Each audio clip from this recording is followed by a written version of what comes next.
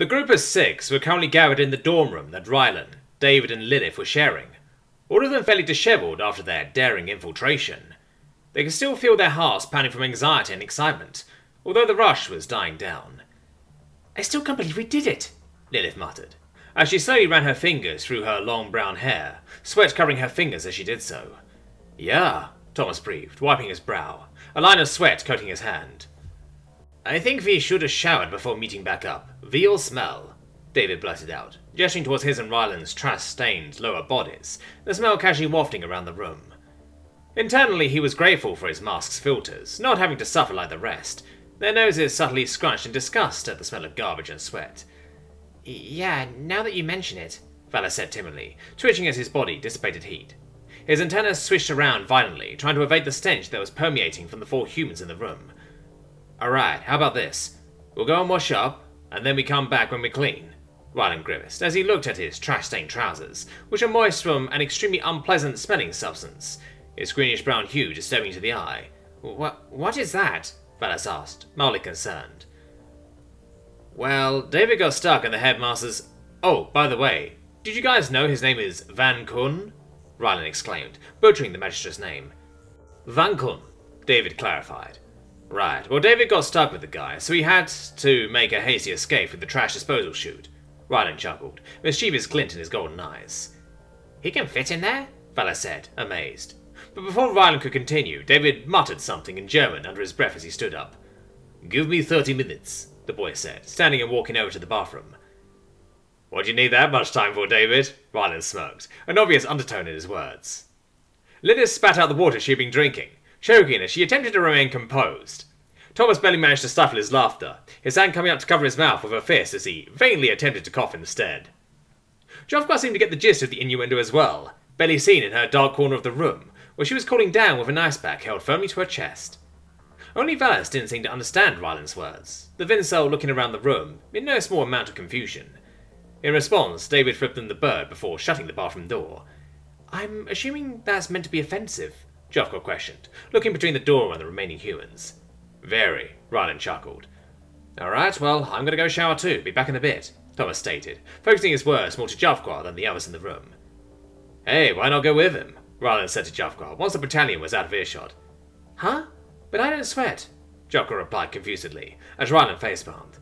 "Never mind," the boy said in humorous finality, a light smirk barely hidden. With that, Thomas left, leaving the room in an awkward silence. As the minutes passed, Jovka couldn't help but reflect on a few things. Nothing really big or out there, mind you, just little thoughts here and there, mainly on things she hadn't really had time to think about until right this moment. I've been thinking of this for a little while now. Why was your first plan to sneak into the headmaster's apartment?" Jovka asked, now sitting down next to the others, sufficiently cooled down. "Is this just a human thing? You're all very eager to infiltrate the headmaster's residence," she intoned. Lilith and Ryland exchanged a glance, and for a moment Jovka was worried that they didn't trust her, or were even offended by her words. But then she realised that they were just seeing who was going to speak up first, the mini standoff ending when Ryland gestured to Lilith to go ahead. "We're going to be honest with you, Jovka," Lilith said, taking on a serious expression. "We humans have caused a lot of problems across space, besides breaking furniture and shocking zeniths with our history." It looked as if she was going to elaborate further, but she seemed to stop herself. "Our governments warned us about the potential xenophobia and prejudice that we could experience, and so they told us to record any incidents and report them.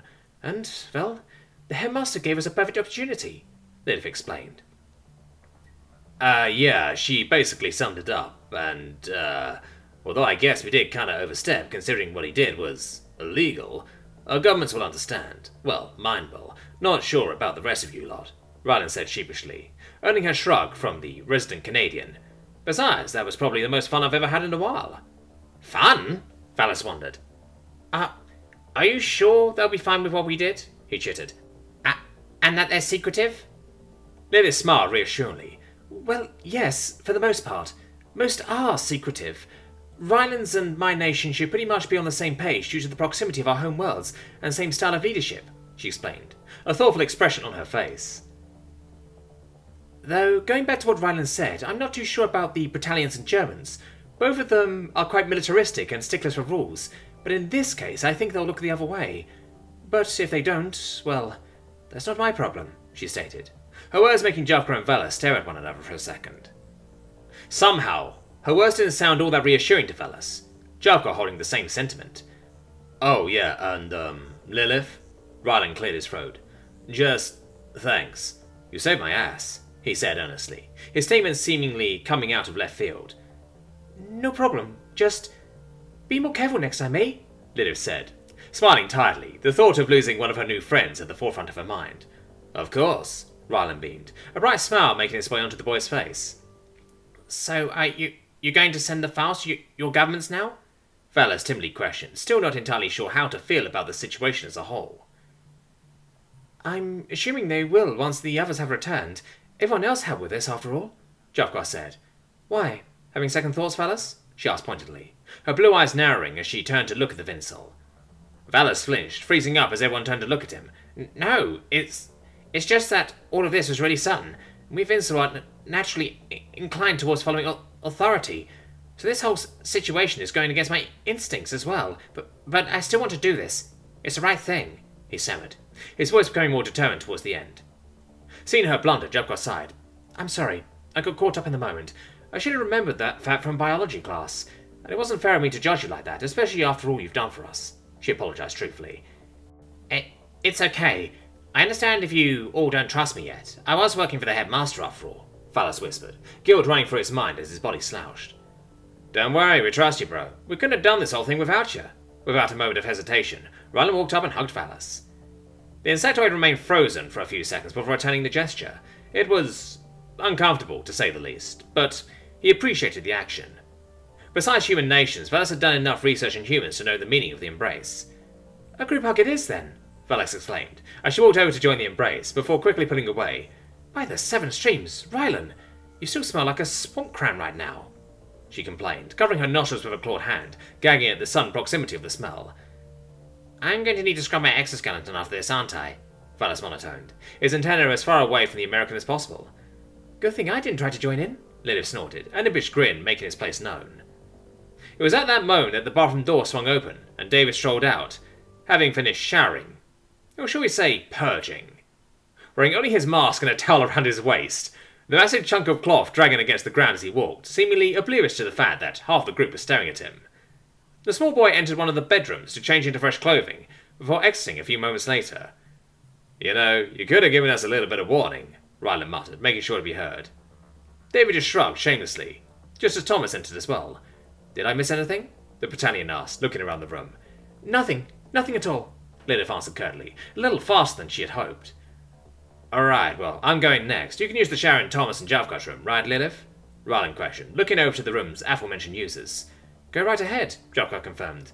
Me and Velas don't sweat anyways, nor do we get covered in trash. Rylan then grabbed his clothes and went to his dorm bathroom, as Thomas handed Lilith the keycard to his and Javka's room. You know, I wonder why the headmaster hates us, Thomas pondered a little while later, a thoughtful look adorning his face. Hatred takes time, and a reason to develop. I would know, he muttered at the end, quietly enough so that no one would hear.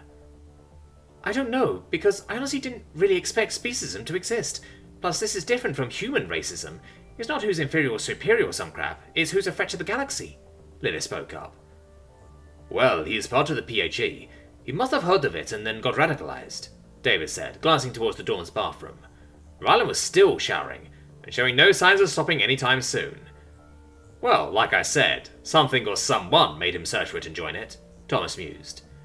Maybe he was just raised in a species household, Javka suggested. The headmaster as a child? I can't imagine that, David chuckled, struggling to imagine the middle-aged magistrate as a newborn hatchling. But then why would he become a teacher? Velas pointed out. You're right. He wouldn't take a job where he has to see virtually every species, Thomas realized, his face scrunching up in confusion. So he became radicalized while he was working as a teacher, Lilith concluded, a light frown etching her brow. But how? And why? Thomas said, to no response. It was strange thinking of the headmaster as an actual person, imagining the avian as a decent being, or even a good one, with family and friends, after all the anxiety and strife he had caused them.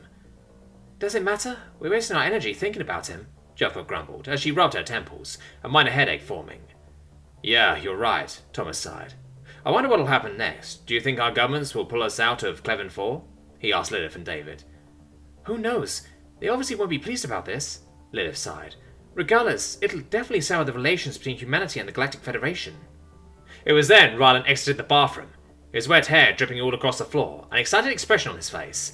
He was, luckily, fully dressed.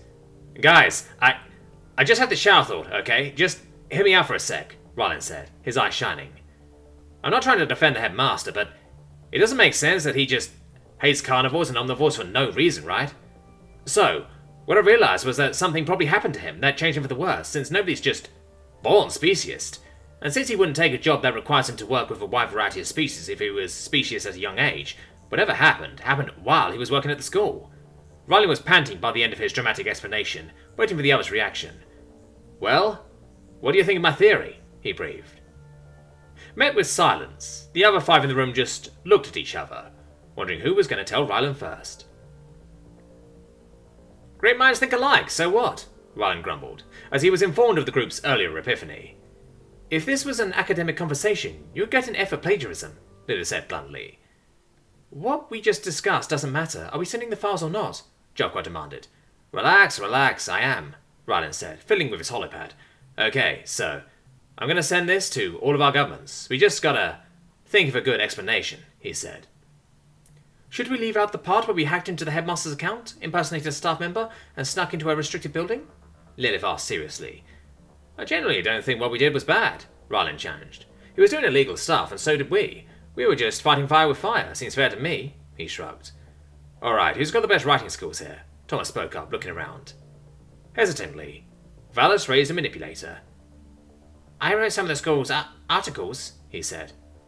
Alright then, where should we begin? Rylan said, turning to the group. With Valis's confession, I suppose, Lilith suggested. Good idea. Valis, you want to be named anonymously? Rylan asked. The Vincel shook his head. Well, here. The message doesn't need to be fancy or anything, just formal, I guess, and as straightforward as possible. Rylan handed Valis his holopad, the insectoid staring at the device. I'm not familiar with this layout, Valis admitted a few seconds later, and I don't think I can properly write on this anyways, he added, which was true. The device was far too small for him. Oh, you can tell me what to write then, Rylan said, reaching out to get his holopad back. However, Valis suddenly paused. Rylan, is this the right file? He chittered nervously. Huh? What do you mean? Rylan asked. Javkar and Thomas were watched in the tea shop 2 days ago, but this file's date is from yesterday, and all the footage is just the school's hallways, Valis mumbled quietly, shrinking with every word.